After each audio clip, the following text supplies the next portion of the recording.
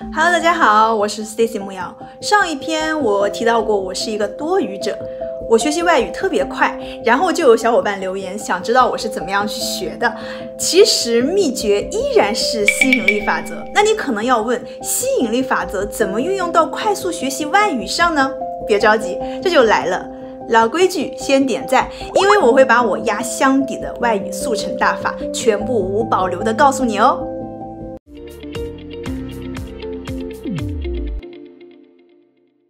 我先说一下我自己的一个大概的外语学习情况哦。下面呢，我会用我会的5种外语来大概的介绍一下我每一段外语的学习过程。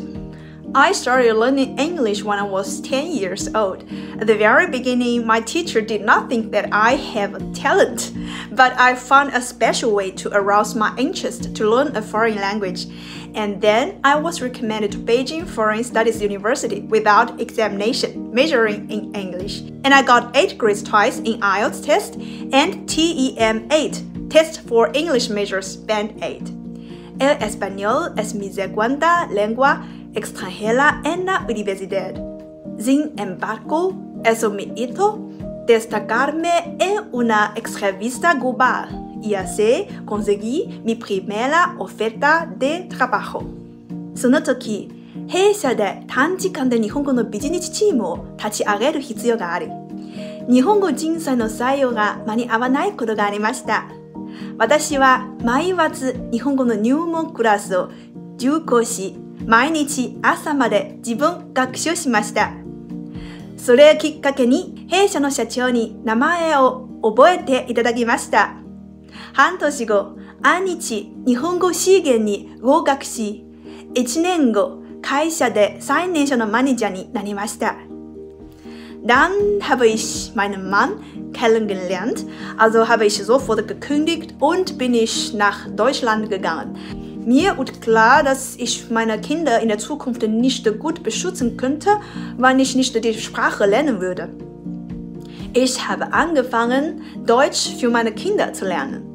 Ein halbes Jahr später, als ich im 8. Monat schwanger war, habe ich den Test DAF gemacht und 4 mal 5 Punkte bekommen.Dopo essere rimasto a casa per 3 anni,ho avuto un'opportunità di lavoro che riguarda il commercio internazionale in prodotti di lusso, che richiede la conoscenza dell'italiano. Mi ci è voluto mesi per imparare velocemente l'italiano e tornare al lavoro.OK， 这个就是我学不同外语的一个大概历程。当然，你可以发现啊，其实并不是每一种语言我都能够说得非常非常的好，不过大部分还是可以用的哈，至少可以沟通交流吧。那么在学这些语言的过程中啊，有一个共性，就是基本上呢我都是速成的，而且大部分都可以算是自学吧。所以这个秘诀到底是什么呢？那就是结合吸引力法则去激活一个 3M 黄金三角形。这个 3M 黄金三角形啊，其实是我的另外一位老师 Jim Quick 在他的书 Limitless 里面提到的。Jim Quick 可能大家应该也有多少听说过哈，他是一个现在全球著名的一个大脑教练。那么这个 3M 分别指的是 Mindset 你的大脑意识， Motivation 你的动力，以及 Methods 正确的方法。当你可以把这3个 M 的力量激活的时候，你的吸引力法则就会自然而然的启动。其实在之前的影片里面我们也反复的说到过哈，吸引力法则你千万不要去魔法化它，不要觉得它是一个特别玄学的东西，它其实就是一套知行合一的操作系统。那么当你掌握了这套系统之后，其实心想事成本来就是人类与生俱来的自然而然的能力。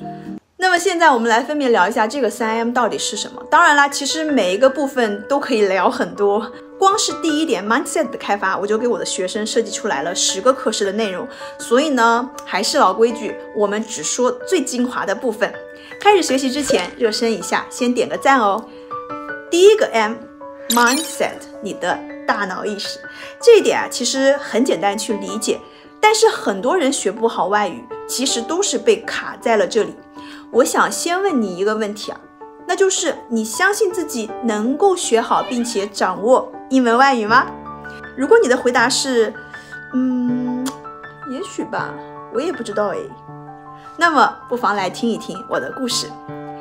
我开始学英语的时候呀，其实是9岁。当时其实学校里面还没有去教授英语，可是父母嘛都希望孩子可以赢在起跑线上，所以基本上我身边每一个认识的孩子都提前报了英语兴趣班去学习。那我的妈妈自然也是跟风给我报了一个班，结果第一节课我就备受打击。当时学习26个字母嘛，但是我还是陷在汉语拼音的那个体系里面，所以我完全没有办法理解这些字母到底是什么。当同学们已经开始跟着老师一个字母一个字母的记忆背诵的时候，我还在自己的世界里思考着这2个语言体系之间到底有什么样的联系和区别。结果就是几节课下来，同班的小伙伴们已经开始背单词、背课文，互相打招呼说 How are you 了。我还在思考，为什么这些字母看起来都是 ABCD， 但是它却是2套不同的语言系统呢？所以最后的结局可想而知。在阶段性小测验的时候，我的得分是0分，所以没有办法，老师就找了我的家长，对他们说，我觉得你的孩子呀，可能不太适合学外语，他可能真的没有外语的天赋，留在这个班上啊，他自己也挺难受的，因为他跟不上。所以呢，我们愿意给你们退所有的学费，你就不用再带孩子来了。也就是说，我被无情的退学了。那个时候我其实还是有一丢丢的小小的失落和难受因为我觉得自己可能真的是属于除了中文以外都没有天赋去学习任何一门语言的那种。然后接下来的1整年，我对于学英语这个事情内心是非常抗拒的。那么如果我一直是这样的一个抗拒状态，当然也不会有后续的故事了。1年之后呢，发生了一件事情。当时我们学校在举办一个文艺汇演，台上有一个更高年级的小姐姐在唱 Celine Dion 的 My Heart Will Go On 这首歌当时是红遍了大江南北。那正好那个时候我也在风靡 Titanic， 所以那个小姐姐在台上唱的时候呢，我就控制不了自己，我在后面跟着忍不住也唱了起来，而且我越唱越大声，越唱越大声，结果我身边的同学们都听到了，而且被惊艳到了，他们觉得我唱得特别好。那紧接着后来学校有一个英文歌比赛，全班同学都推荐我去参加，而且他们都信誓旦旦地对我说，你唱的完全就是原版再现，你一定可以拿奖。我当时其实真的是超级感动。结果呢，我确实也有拿了奖回来。这件事情之后我就对自己开口说英文去唱英文歌这个事情呢特别有信心，也不再去抵抗学英语了。而且很神奇的是，当我不再抗拒的时候，我的英语成绩嗖一下就上去了，基本上每一次考试都是满分。后来小学升中学，我也是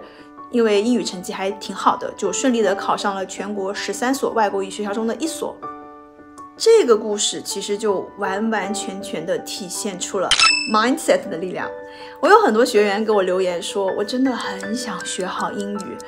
我真的很想学好其他的外语，但是我觉得自己年纪大了，我的记忆力衰退了，或者是我每天都好忙，我要工作，我要带娃，我的时间不够用，总之就是不相信自己可以学好。如果说你自己都对自己心存怀疑的话，宇宙又怎么可以听到你的心愿呢？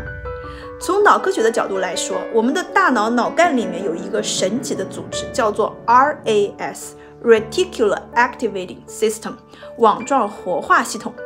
RAS 是位于脑干的一种复杂的神经元网络，特别位于网状结构的上部，它是大脑中一个负责筛选和过滤信息的关键系统。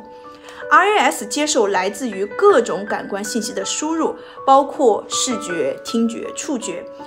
它整合这些输入，并且调节大脑皮质的活动。大脑皮质负责更高的认知功能，这种调节是透过释放神经传导物质来实现的。这些神经传导物质会影响皮质神经元的兴奋性。当你对你的目标深信不疑的时候，我们大脑中的 RAS 就会被激活了。这是一个不得了的事情，因为 RAS 有助于保持大脑的最佳清醒度和注意力水平，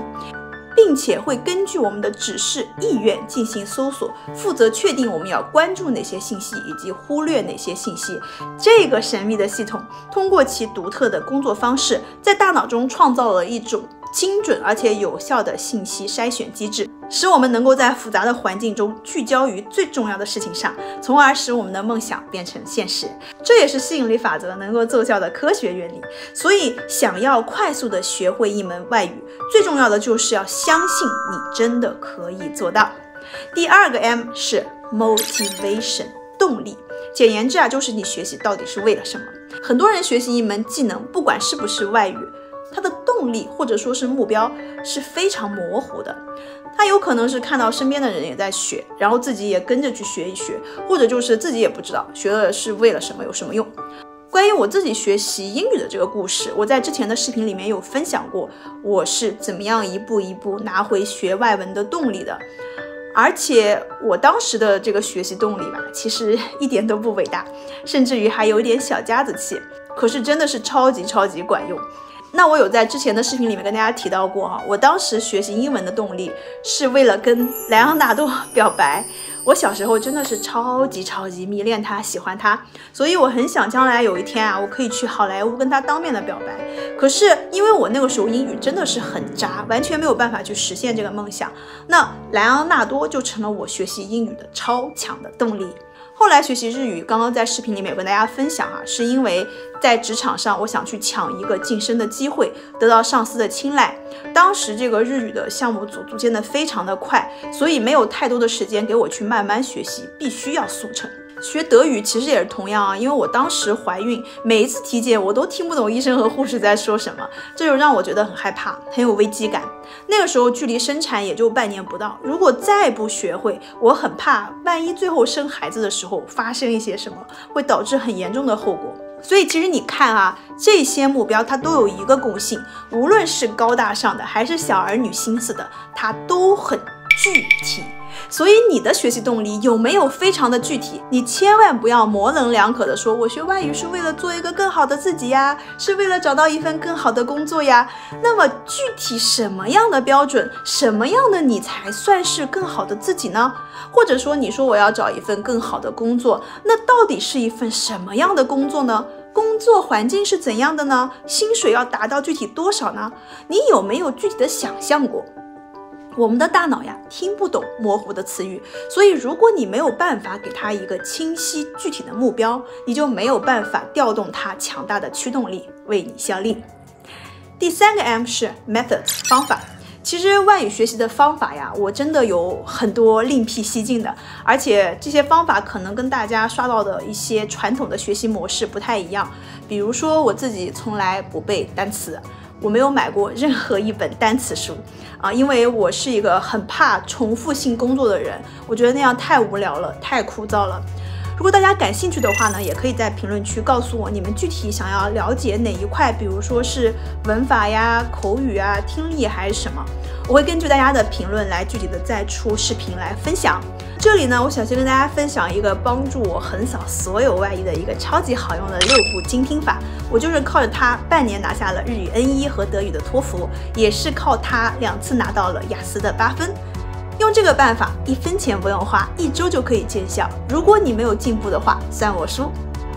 开始练习之前请你准备好一本笔记本、1支笔以及手机或者是电脑。然后我们需要选取一段练习材料，我比较喜欢的是用 TED， 因为 TED 本身不会很无聊。比如像新闻 VOA 那种你听一听可能就会觉得烦了。虽然新闻真的是锻炼外语的极好的工具，但是对于新手来说确实比较困难，所以我们选 TED 没有那么难，而且主题也比较有趣。我们可以先打开 TED 的 App， 或者是你打开电脑里面 TED 的网页，你可以随意的搜索你感兴趣的话题，然后你点击打开这个视频，关闭字幕，任意的选取一个差不多1到2分钟的片段，记住千万不要太长，因为太长的话对于你后面的学习可能会有一点压力和打击。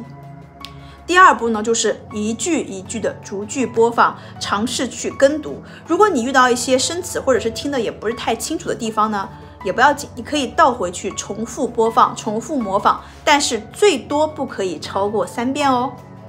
第3步呢，就是你打开你的笔记本，下面我们要采用一个笔记法，就是著名的康奈尔笔记法。大家可以参考一下康奈尔笔记法的做法，也就是把你的这个笔记的这个页面分成3栏，右边呢是一大块的区域，然后左边有一个竖栏，最下面呢有一个横着的一个栏目的区域一共是3块。我们在右边的这一大块区域进行一句一句的听写。一开始练习的时候你可以播放2遍录音，然后再逐渐的变成只播放1遍录音进行听写。第4步，打开字幕，检查校对。终于可以打开字幕啦！如果你发现你有一些写错的词，或者是有一些词你不认识的话呢，请你打开字典 App 或者是任何在线字典的网页进行查询，在这个笔记左侧那个竖栏的部分进行批改和备注。关于字典其实我有很多想说的因为我知道大家可能觉得比较省事的方法就是去买英汉字典或者是这种日汉字典之类的但是我其实不太推荐买这种对照的因为语言呢，它其实不同的语言之间是有一个习惯差异的。如果说你一直依赖于通过汉语去解释你对于外语的理解的话，很容易造成你的一个理解误差。所以我比较推荐的就是直接用英字典，或者是全德语的字典，或者是全日文的字典那样的。一开始你可能会觉得很难受，但是一旦你习惯之后，你会发现你真的不需要买一堆参考书，一本字典足以让你学会一切。其实对于我来说，我基本上真的除了看的一些小说和一些阅读材料，我没有买过很多的这种学习的书籍，因为字典里面真的什么都有了。那关于字典怎么样去用，如果大家感兴趣的话呢，也可以在评论区告诉我，我会把我的字典学习大法毫无保留的分享给你哦。第5步的话呢，就是跟着字幕再次的逐句播放录音。这一遍开始你要去模仿，注意哦，刻意模仿，不是让你去背诵。你会背那些句子没有任何意义的，关键是你要去仔细的去听那些 local 的人他们是怎么说的，他的语气、停顿、发音，然后你要去刻意的模仿他，这些才是我们需要去打磨的。第6步，最后一步，关闭字幕，用英语去复述本段的内容，然后呢，在这个笔记栏最下方的这个横着的区域呢，去进行一个学习的总结。根据这个方法，一段材料就可以训练我们听说读写4个维度，可谓是把材料的学习价值彻底的榨干，一定要试试看哦。好啦，这个就是今天的吸引力法则外语速成大法，怎么样？你学会了吗？如果你觉得今天的影片对你有所帮助的话，欢迎你点赞以及分享给你身边的人，让他们也可以和你一同成长。如果说你对于科学和灵性的新思维，尤其是吸引力法则感兴趣的话呢，也欢迎你订阅我以及打开小铃铛。好了，这期分享就到这里结束了，我们下期再见喽。